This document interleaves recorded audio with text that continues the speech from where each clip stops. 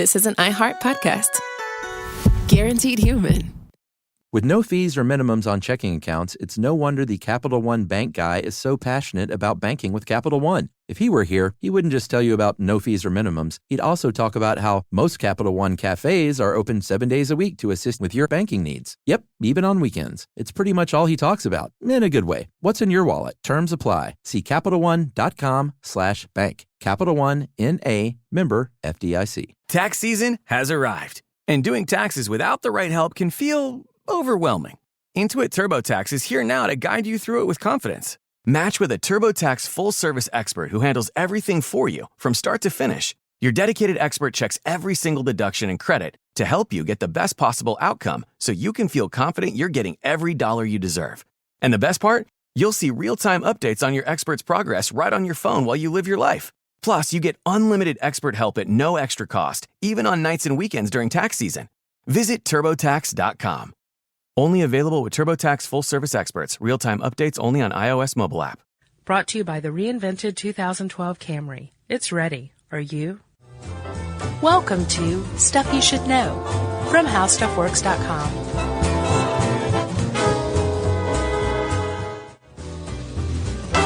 Hey, and welcome to the podcast. I'm Josh Clark. There's Charles W. Chuck Bryant with his hair looking mighty fine today. Is it a good hair day? Yeah. Oh, it's a great hair day. Thanks, man. Yeah. You doing great? You feeling good? You Sure. feeling peppy, full of energy and happy? My hair is happy. Yeah, I can tell. Yeah. Chuck. Josh. Hey, man, before we get started, we should plug Facebook, Oh, yeah. Twitter, and your mom's cooking. My mom's cooking is great. Mm-hmm. Facebook, you can find us at Stuff You Should Know in the search bar. Mm-hmm. And we're personally interacting now. It's not a ghost writer. It's not a net bot. No. And you'll be able to tell because it's clearly our silly, inane voices. Yeah, and we Chuck started the trend that solved a big problem of saying, "Hey, Chuck here," because our profile picture is the album art for our podcast. I don't want people to get what we're saying confused, buddy. No, me neither. My words are my words. I don't want them to be like, I didn't know Josh was an old crotchety man. Right. Yeah, he's just a young jerk. I didn't know Chuck was in a fight club.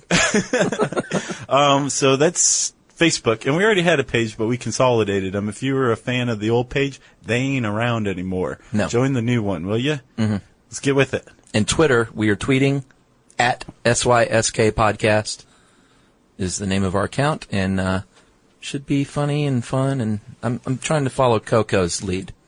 Oh yeah. Well, I was anti-Twitter until I saw Conan O'Brien's. I think I told you that, and they were funny, and I thought, you know what, I could do that.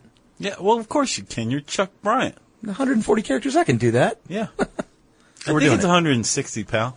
Oh, is it? I don't know. We'll figure it out. All right. When it cuts me off in the middle of a sentence. All right, so we're done with Plugfest 2010, right? I think so. Okay. Chuck. Josh. Mr. Jake Gyllenhaal. He's finally arrived. Donnie Darko himself. Yeah. Uh-huh. Much to his chagrin, he was not a member of the cast of the Fine Picture Hot Tub Time Machine. Right. But he was cast in the starring role for Prince of Persia, The Sands of Time or something, right? Yeah, I saw the trailer for that the other day. As a result, Mr. Gyllenhaal will now have his own Lego minifigure. Well, and as a result, he's very buff now. Yes, he is. He got all jacked up for the role as the Prince of Persia. Yeah. But again, what we're focusing on here is the Lego minifigure. Well, but is the minifig buff? It has stubble. Okay. Yeah, and That's a it start. bears something of a resemblance to him, which is actually kind of a new trend among Legos. Oh, really? To look like the thing or to just be branded like that? Well, both. They started branding or working with licensed brands Right. With Star Wars in 1998. And they were like, oh, we don't know, this kind of goes against our corporate philosophy Until they of cashed letting the check. kids use their imagination. And all of a sudden, sales went through the roof. And they were like, yeah, okay, so this is the way we put it now. We let kids' imaginations run wild with the added element of storytelling. Right. So, which is cool. The Lego Group is what they're called, from what I understand, is a pretty great company, to tell you the truth. And we should say this is in no way are Chuck and I Wilford Brimley-esque compensated endorsers. Yeah, when we do a brand name like this, don't don't think that we're shilling, because we just have chosen some of these iconic brands to cover, because I think it's interesting. It's part of pop culture. It's part of who we are. And people seem to dig it. Yeah. So anyway, no, we're not getting rich off of Legos, unfortunately. So to answer your question, they started doing the licensing branding sets like Star Wars with 1998. I think that was their first big hit. And then Indiana Jones was another big hit. Yeah. Harry Potter, obviously. Sure. But it wasn't until they started until they released the Lego basketball set that they started messing with skin tone. Up until that point, if you had a Lego character, even if it was based on somebody, it was yellow. Sure. And for a while there, they were asexual, right? They were neither male nor female. Right. In 1974, when they released the first figures, they had a neutral facial expression. They were genderless and raceless, right? It's kind of boring. But in a kind of a backhanded nod to women, the female character was the first gender-specific character introduced, wait for it, as a nurse. Oh, really? Yeah, for their hospital playset. Right. Yeah. Because there's no such thing as male nurses. No. Right. Yeah. Interesting. Yeah. Well, that was better than, at least they made her a working woman, and they didn't say, the first one is, Betty Homemaker. Right, or a homeless person. Yeah, that would have been bad, too. Sure. Well, let's start at the begin. We got plenty of, this is a stat-heavy extravaganza. Oh, yeah. Yeah, Chuck's all excited. That's why your hair looks so good. It's standing up in excitement. Legos, Josh, like you said, the Lego group, they employ about 5,000 people. Mm-hmm. They got about 150 designers of 18 nationalities on their team. And they began way back in 1932, and I love this guy's name. I do, too. Ole Kirk Christensen. Yeah, and his first name is O-L-E. Yeah. But we've decided to refer to him as Old Kirk Christensen. Yep, Old Kirk Christensen. Do you remember when we went to Tamberg and we found out one of their vice presidents' name was Odd Johnny? Yeah. And we're like, this is the most punk rock telecommunications firm we've ever. Well, no, Odd is actually a very common name in Norwegian countries. Wait. Let me just double check my facts. Is Denmark a Norwegian country? Yeah, we got that wrong with the Netherlands, and we heard about it. Yeah, we did. That's an in podcast correction. We don't usually do that. So, Old Kirk Christensen. Yes. He comes up with... From Denmark. Yeah. From Billund, Denmark. Which is where the corporate headquarters still are. Yeah, they still reside there. And the first Lego land is still there. That's right. Yeah. He, at first, Josh, made things out of wood. Wooden toys and things like that, little ladders.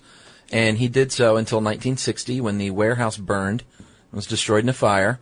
And I thought it was then that he said, it would have been a much better story if he would have said, oh, I need to work with plastic now. Right. But that's not true. Plastic is inflammable. Yeah, because he started working with plastic long before that. In, I think, 1947, he started working with plastic. Not coincidentally, that's the year that his son took over. Oh. Yeah, and his son started saying, we need to look into plastics. It's the wave of the future. Right. And they started tinkering around with Legos, right? Well, yeah, the first thing they made in 1949 was the automated binding brick, and that was kind of like the first modern Lego brick, but it didn't have the tubes. We'll get to the construction in a minute, but it didn't have the tubes, the little interior tubes, so things weren't as stable. So It was sort of like just the beta version. Right. But, what was it, 1958? Yes. That's when they came up with the current design. It's called stud and tube coupling system, which, like you said, we'll describe in a second. Yeah. But the cool thing about it is it hasn't changed since then. Isn't so that if awesome? you have a brick that was made in 1958 and you go buy a set today, they'll work together. Yep.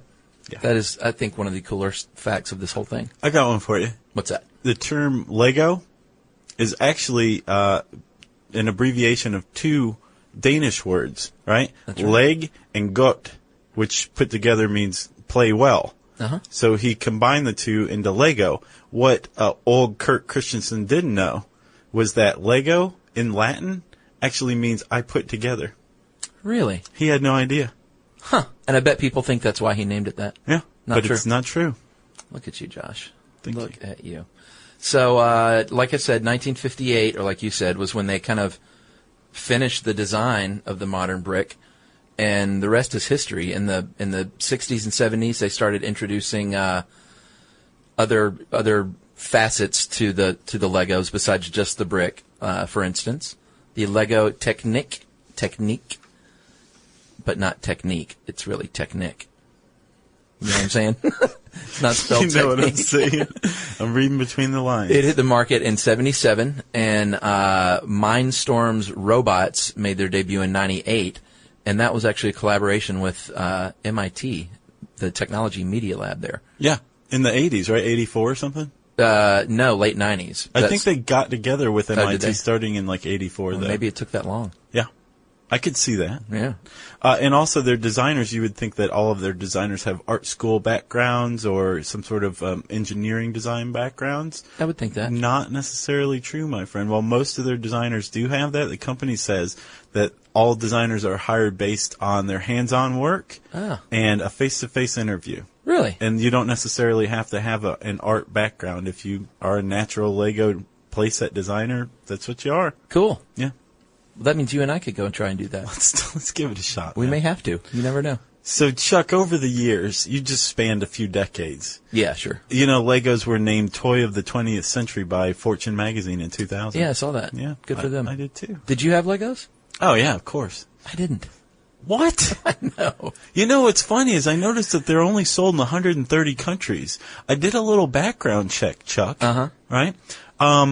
It's not unequal access to sanitary drinking water that keeps underdeveloped countries underdeveloped. Turns out it's a lack of an access to Legos. Is that what it is? Yeah. Well, they teach you how to build and construct things and play together. That's why you're all thumbs today, isn't it? Yeah, I mean, I was into Lincoln Logs, and because, you know, I was born in the 1930s. Log cabins were how we had to do things. Right. Back in your day. Back in my day. And then I had an erector set, which was pretty awesome. Yeah, I never got into erector sets. Yeah, that was fun. I was kind of into that. I was like, look at all those gears and pulleys. What is this? Yeah, and Hot Wheels. I just want to snap blocks together. Hot Wheel, model cars. I was way into model cars. Did you? I'll bet you were. Yeah, I would get them, and I would then destroy them at some point later on with firecrackers and stuff. But we're not recommending that you do that. No, we're not. It's very dangerous. So I was saying you spanned several decades when you gave those stats, and in the meantime, people have come up with some pretty cool uses of Legos, have done some pretty cool things with them. There is, if you go onto YouTube, Yes? there is a Thriller done in Legos. Yeah. All 14 minutes, Sure. shot for shot. And it was clearly done on like an old 16 millimeter camera, and it hasn't made the jump to digital all that well, but still it's pretty impressive. Yeah, there's some Star Wars stuff on there I've seen. Definitely. Scenes recreated. Definitely. Did you know there's a Boba Fett Lego character? I didn't know that, but it Pretty doesn't surprise sweet, me. dude. And Chewbacca. Well, there should be. Those are icons. Yeah.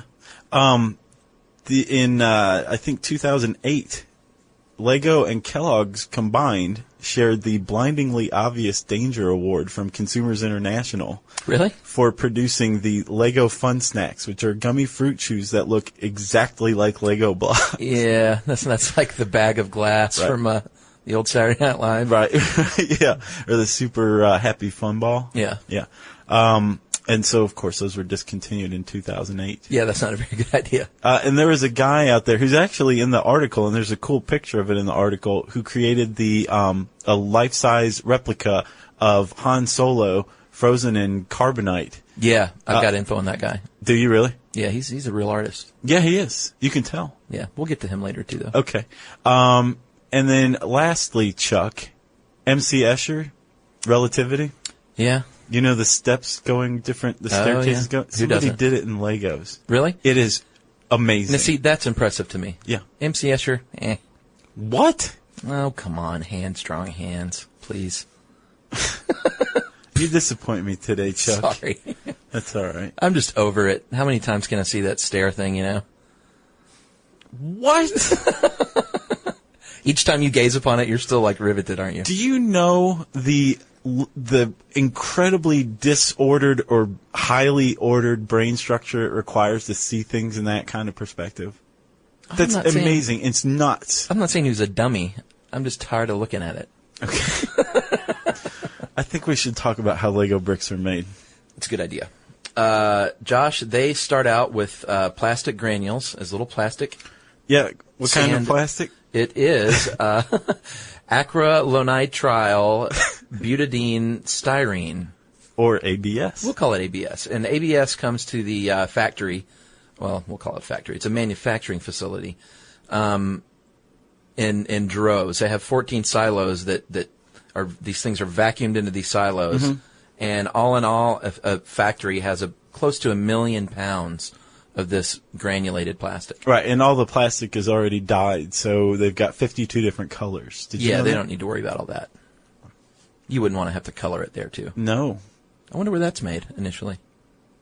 Interesting. I don't know, but I did a little background check, and ABS is actually a very safe plastic. It doesn't contain phthalates or bisphenols. Well, yeah, because kids, despite everything you tell them, are probably going to put a Lego in their mouth at one point or another. Whether it's a Lego or a Lego fruit chew. Right. Yeah. I could see that meeting, though. I sort of see it like, boy, it's really unsafe to eat these, but they want to eat them, so let's just give them one they can eat. Right. And then after they're like, oh, maybe not sound such of a good idea. Can Jerry put in like a sound effect of somebody slapping their own forehead? So what happens from here, buddy, is they take these granules and they use a process called injection molding. It's all this is machinery, pretty much, of course. And they melt this stuff down, 450 degrees. Yeah, they're not made by hand. Is that a surprise? At 450 degrees. Right. At 450 degrees, it melts the plastic. It injects it into the molds and applies between 25 and 150 tons of pressure.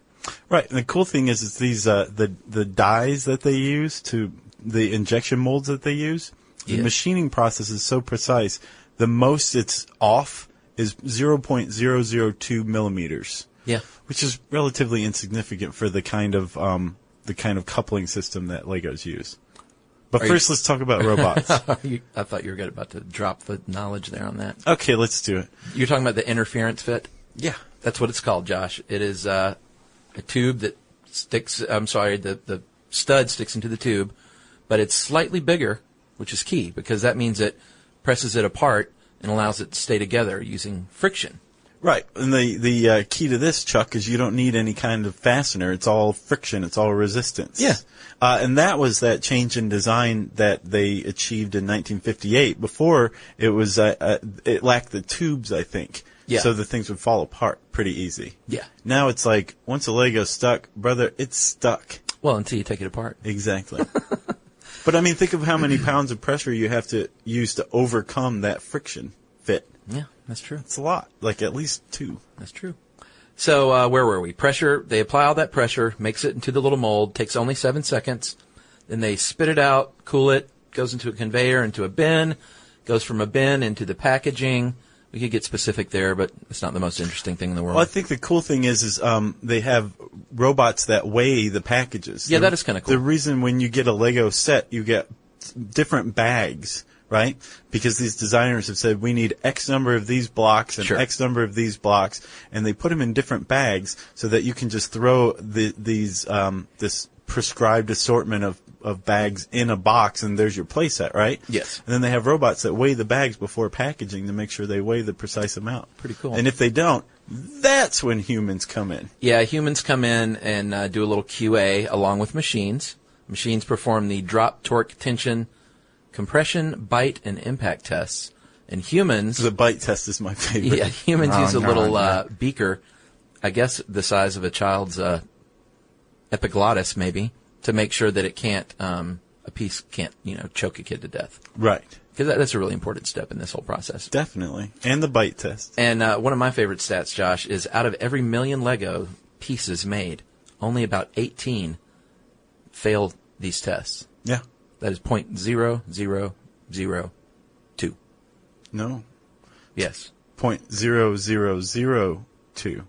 I see 4 zeros. Yeah, you said 3. No, I said 4. No, you said 3. 0.0002. Nice. And the castle walls are counterclockwise.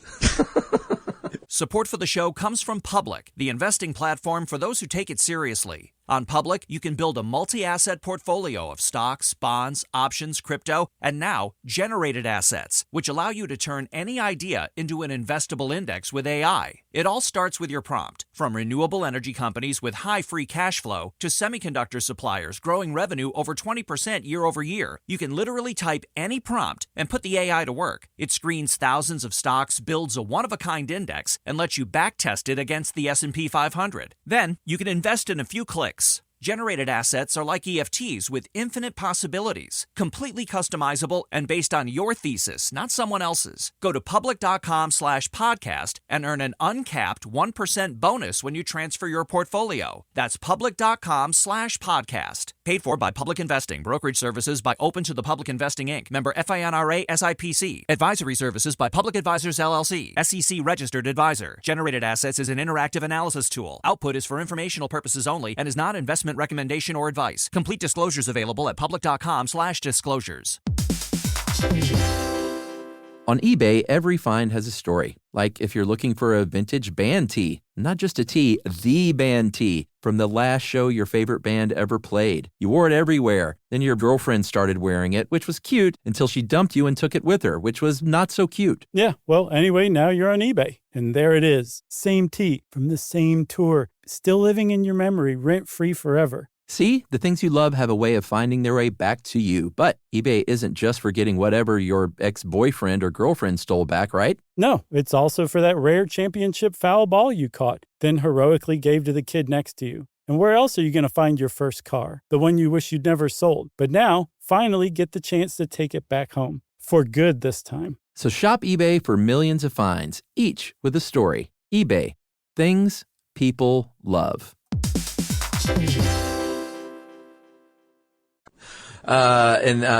This, like you said, Josh, takes place in Billund, Denmark, but they moved a lot of their manufacturing to the Czech Republic because they were kind of losing money there and laying people off. Right. And after the mid-'90s, and so they had to make it a little cheaper. Right. And I guess labor or whatever is cheaper over there.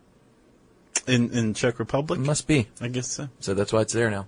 So, Chuck, they're making 37,000 Lego sets every hour. Sets, not bricks. Right. And I believe I saw a statistic that every 7 seconds another Lego set is sold. Yeah, we have some of those fun stats. We'll say at the end if we have time. Sorry for jumping ahead. No, that's okay. So, Josh, let's say you wanted to build a Lego project, but not a little tiny thing to put in your pocket, a pocket model. Let's say you want to build something kind of big and cool. Okay. The first thing you need to do is, well, it depends what kind of guy you are. I'm the kind of guy that just dives in and starts building, but that's why I'm not an architect or a builder. What you should do is plan it out a little bit and decide how large you want it, because then you're going to, that'll tell you how many bricks you need, how long it's going to take, and that determines your scale. And from there, you can just kind of move on and be creative. You can sketch it out if you want, if you're into that, or you could use computer software. You can. It's pretty awesome, actually. There's 3 different types of software as far as I know. There's Lego Digital Designer, and that's actually available for use for free on the website. Pretty cool. You can either download it or I believe you can go to lego.com and use it. Yep.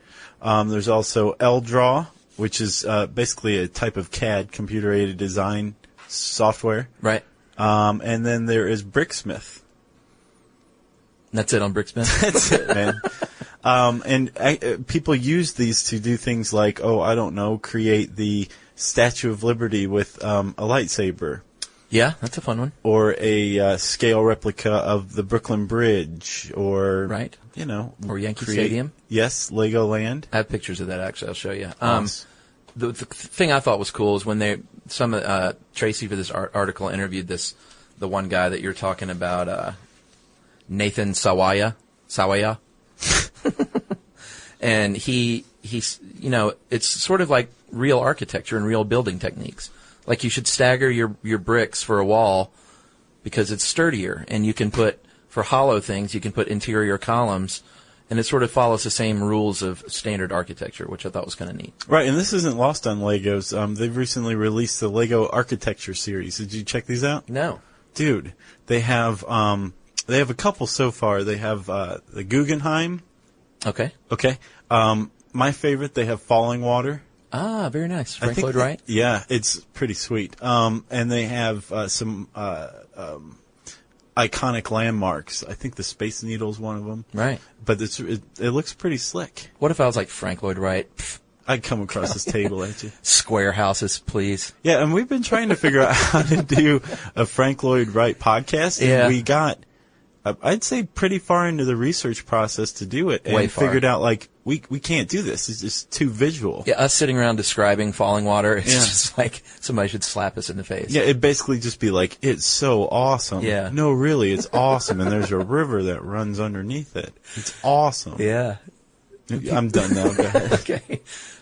If you're interested, there is a book called The Unofficial Lego Builder's Guide from Alan Bedford, and a publication online called Brick Journal, and you can get like tips on building big things there. Right. Because if you never tried, either you're, a genius and you're innately able to do so, or you're going to fail miserably. Well, one guy who was interviewed for the article who did the Church of the Flying Spaghetti Monster, Yeah. as part of like his whole town he was building. I think he that was said, Sawaya. No, it wasn't. It Oh, was it was like, another I think guy? it's like Chris Doyle. Yeah, Oh, okay. Chris Doyle. He said he just starts. Like he has a rough idea of what he wants to do, but he just goes to town basically. See, that's what I would do. Yeah, But it mine- can be done. Yeah, but mine probably wouldn't succeed. And then if you are into robotics, electronics, that kind of stuff, you can use Legos too. Yeah, they've got new robot versions. They have like microprocessors and motors Mm-hmm. and gears. There's a guy who used Legos to create an automatic book scanner. Wow. I know. Especially if you love books and you love Legos, then booyah. There's also a CD launcher that somebody made using Legos. I saw that. That was pretty awesome too, It was. right? Uh-huh. And then one of the other cool things I saw combines Legos with dominoes. It's an automated domino stacker. Built made out of of Legos. Wow. Yeah, it left out that important part. Yeah, I was trying to picture that. I got it now. I'm like, no, it's Playmobil. But it has water running underneath it. It's so awesome. So I mentioned Nathan Sawaya. He is one of the preeminent Lego artists out of New York, of course. And he has a traveling exhibit called The Art of the Brick and a website, too. And he tours to real museums, and the dude has got some serious talent. I mean, look at that. He did Starry, Starry Night. Wow. It's a mosaic. Wow. He did the Iwo Jima statue? Yeah, Oh, he did this one. That one's the favorite one I ran across, and we should probably describe it. Yeah, it is a yellow man looking upward, and he's tearing apart his chest, and inside his chest he's full of Legos that are spilling out. And he's made of Legos. Well, yeah. We keep leaving that part off. All of this is made of Legos. We Oh, should point okay. that All out. right. And then there's this other dude, Sean Kenny, and he is New York-based too. And I get the feeling that they kind of battle a little bit for Supreme dominance? New York Lego supremacy at least. Gotcha. Because both of their websites say, our studio has more than 1.5 million Legos. Right. Both of them have 1.5 million Legos. But I mean, how much? I could have 1.5 million Legos and do nothing with them and Well. slap a website together. It's what you do with the Legos, not how many you own. Well, let me show you what Sean's done. He's done work for companies like Google and Nintendo and J.P. Morgan Oh yeah. and Samsung, and he's been featured on, everything, you name it, he's been featured. Has it been featured on Jimmy Kimmel? No. But look at this. He did a Yankee Stadium. Check that out. Wow. And I hate the Yankees, but I was that's going to pretty say, cool. if I liked the Yankees, I'd be really impressed. And he's a pretty talented guy, too. And he is a member of the, what are called the certified professionals, and I think there's 11 of them now, Yeah. that Lego has actually certified these people as professional artists or whatever. Yeah, I got the impression that as he became better and better, he stopped paying for Legos along the way and just was like, ring, ring, I need more Legos now. I would think so. I need green. And old Kirk Christensen is like, okay, all right. Oh, Kirk. Support for the show comes from Public, the investing platform for those who take it seriously. On Public, you can build a multi-asset portfolio of stocks, bonds, options, crypto, and now generated assets, which allow you to turn any idea into an investable index with AI. It all starts with your prompt, from renewable energy companies with high free cash flow to semiconductor suppliers growing revenue over 20% year over year. You can literally type any prompt and put the AI to work. It screens thousands of stocks, builds a one-of-a-kind index, and lets you backtest it against the S&P 500. Then you can invest in a few clicks. Generated assets are like EFTs with infinite possibilities, completely customizable and based on your thesis, not someone else's. Go to public.com/podcast and earn an uncapped 1% bonus when you transfer your portfolio. That's public.com/podcast. Paid for by Public Investing. Brokerage services by Open to the Public Investing, Inc. Member FINRA SIPC. Advisory services by Public Advisors LLC. SEC registered advisor. Generated assets is an interactive analysis tool. Output is for informational purposes only and is not investment recommendation or advice. Complete disclosures available at public.com/disclosures. On eBay, every find has a story. Like if you're looking for a vintage band tee, not just a tee, the band tee from the last show your favorite band ever played. You wore it everywhere. Then your girlfriend started wearing it, which was cute, until she dumped you and took it with her, which was not so cute. Yeah, well, anyway, now you're on eBay. And there it is. Same tee from the same tour. Still living in your memory, rent-free forever. See, the things you love have a way of finding their way back to you. But eBay isn't just for getting whatever your ex-boyfriend or girlfriend stole back, right? No, it's also for that rare championship foul ball you caught, then heroically gave to the kid next to you. And where else are you going to find your first car? The one you wish you'd never sold, but now finally get the chance to take it back home. For good this time. So shop eBay for millions of finds, each with a story. eBay. Things people love. Should we go over some of these fun facts? Yeah. Lego fun facts? Aren't all facts associated with Legos fun? Yeah, I think so. Okay. I like this whole around the world stuff, though, because every company has one of these. Wait, first, have you been on Lego.com recently? Did you go on for this? Yeah, yeah. It was pretty awesome, wasn't it? Yeah, it's a cool site. Like all the little movies associated with each one? Uh-huh. Yeah. I haven't been to Legoland, though. You ever been there? No. One of their theme parks that they actually sold.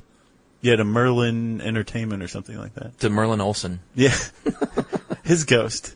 Made a deal with old right. Kirk Christensen's He ghost. just passed away recently, didn't he? Yes, he did. Very sad.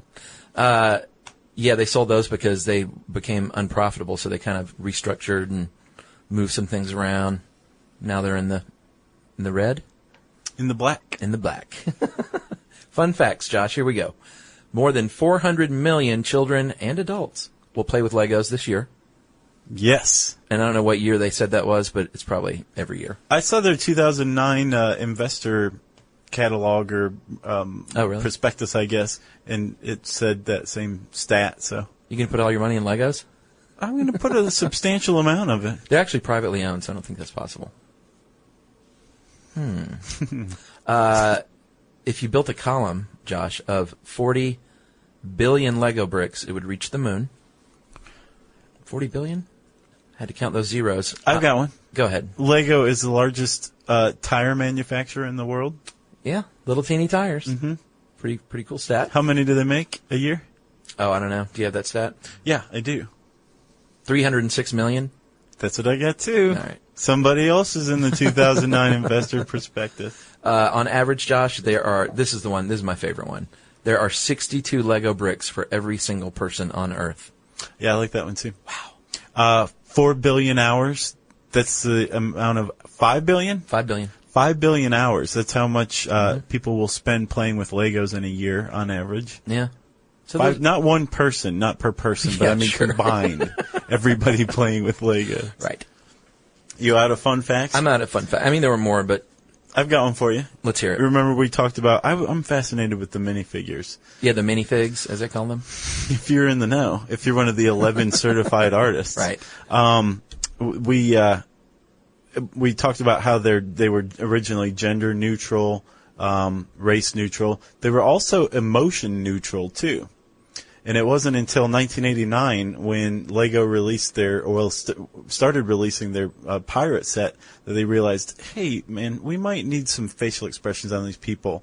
And they came up with a good figure and a bad figure and an eye-patched figure. What was the diff?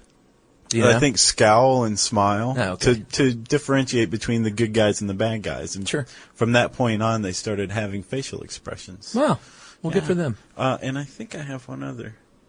Yeah, I was Fisher Price. We should do a podcast on Fisher Price. That was my bag. Yeah. I was way into that. I liked Playmobil, but I did love Legos as well. Yeah.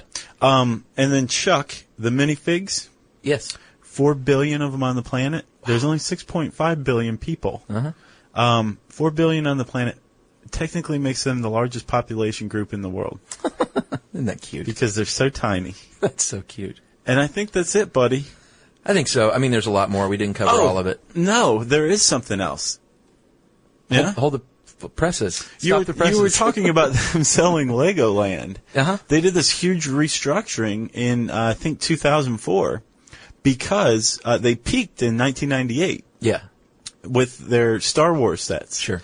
And after that, they actually started losing money. And you said they were back in the black. Part of it is because of their selling Legoland, restructuring the company.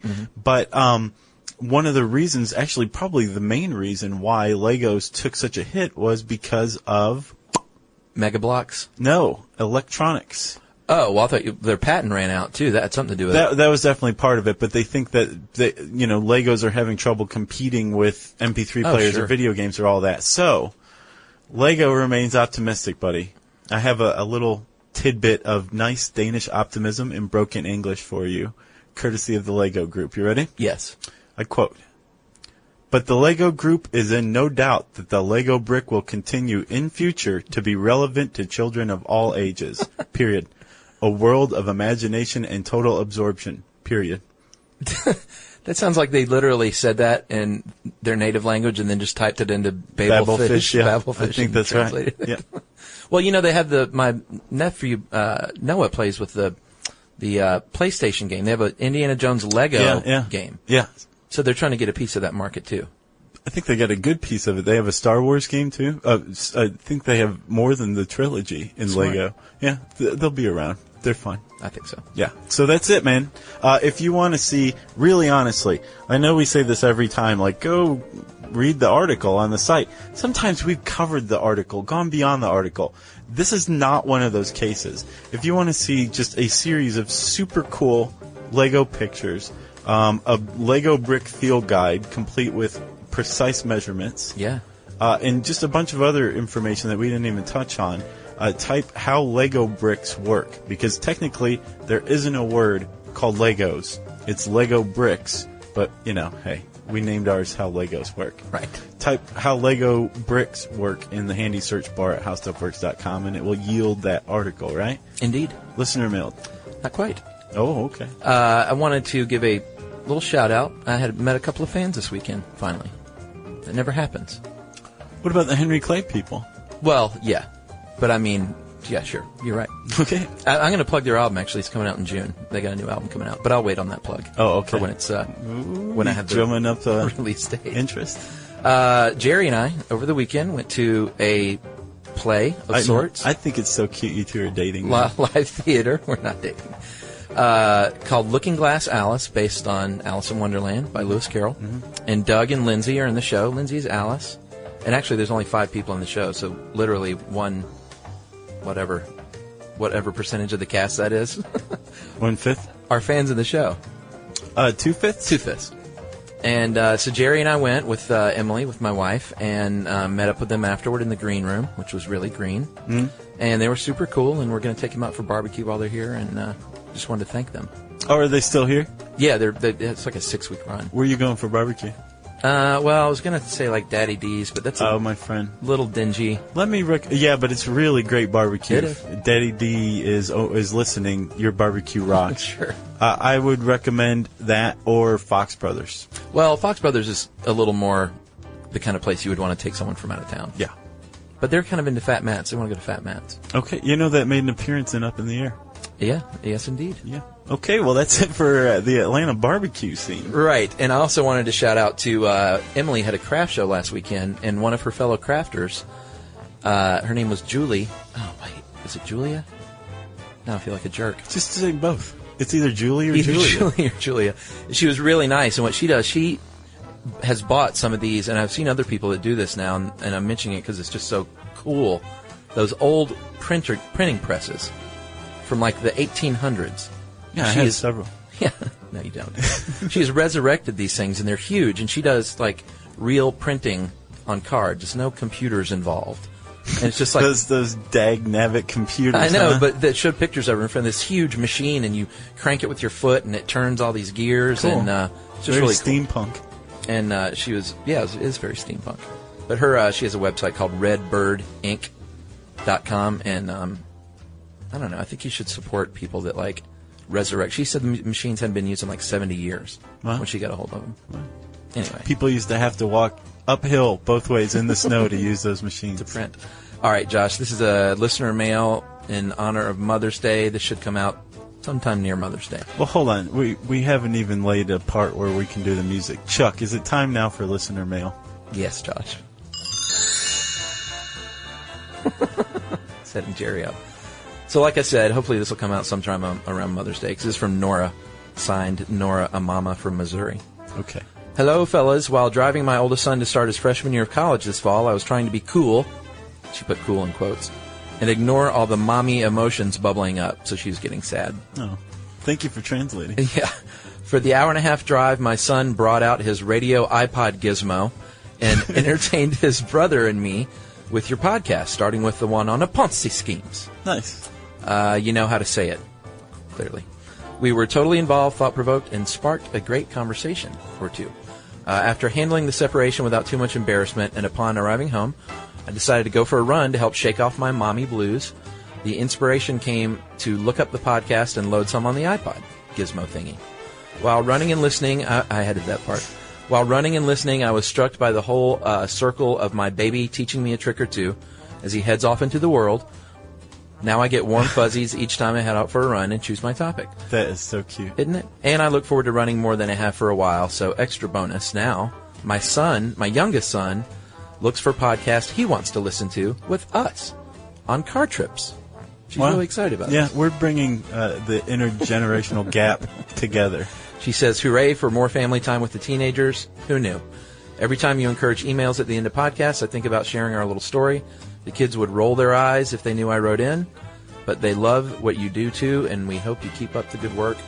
And Nora, mommy from Missouri, I hope your kid's in college rolling his eyes at you right now. Yeah. That's what we hope. But there's a tear coming down from his eye as well. Touching. If he wasn't homesick before, he is now. Seriously. Believe me. Well, if you work out or run or do any physical exertion while you listen to Chuck and me, we want a sample of your sweat. Put it in an email and send it to stuffpodcast@howstuffworks.com. For more on this and thousands of other topics, visit howstuffworks.com. Want more How Stuff Works? Check out our blogs on the howstuffworks.com homepage. Brought to you by the reinvented 2012 Camry. It's ready. Are you? The NFL playoffs are here, and Wild Card Weekend, powered by Verizon, is in full swing. Man, it all comes down to this. The stakes are high, hopes are higher, and everything is on the line. My goodness! It's win or go home, and every moment counts on the road to Super Bowl 60. It's a touchdown! Wild Card Weekend, powered by Verizon. Through Monday. Visit watch.nfl.com for the full schedule. There's no championship league for small business owners. But if there was, you'd be at the top of the standings. Because going pro with Lenovo Pro means you've got the winning formation. One-on-one advice, IT solutions, and customized hardware powered by Intel Core Ultra processors help you stay ahead of the competition. Business goes pro with Lenovo Pro. Sign up for free at lenovo.com/pro. Lenovo. This is an iHeart podcast. Guaranteed human.